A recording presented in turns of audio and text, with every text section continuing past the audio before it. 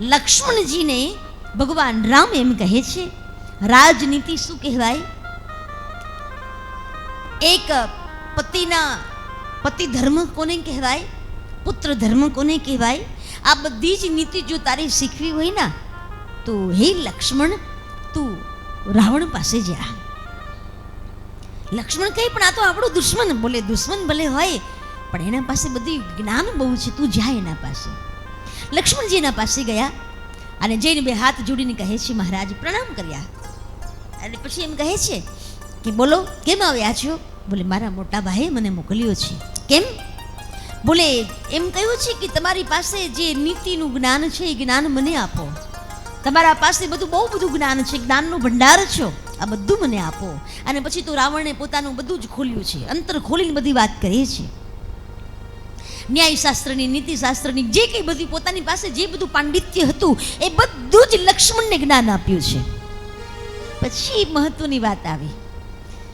લક્ષ્મણને પૂછે છે, લક્ષ્મણ તારા મનમાં શંકા નથી થતી? કેવી?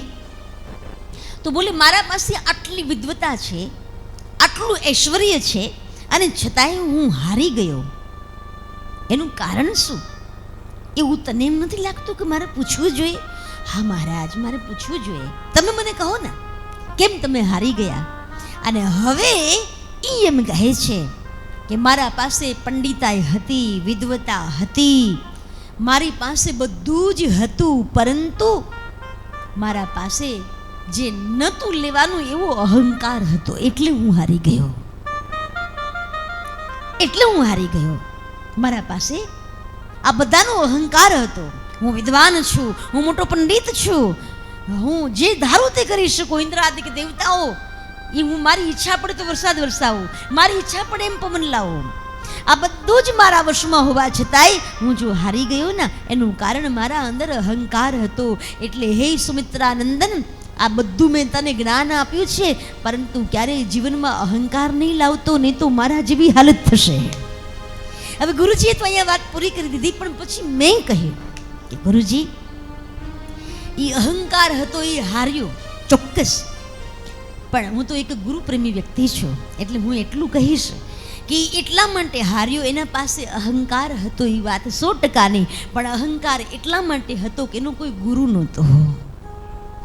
હા, એનું કોઈ ગુરુ નહોતો, કારણ કે એ ડાયરેક્ટ જ શિવજીની ઉપાસના કરતા હતા અને શિવ એના ઈષ્ટદેવ.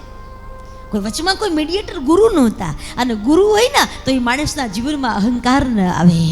કારણ કે અમારે ત્યાં નારણદાસ બાપજીએ તો વાત કરી છે, તેનું મદસૂદન નામ કહાવે, ચડ્યો મદ એકુન ગુરુ રહાવે.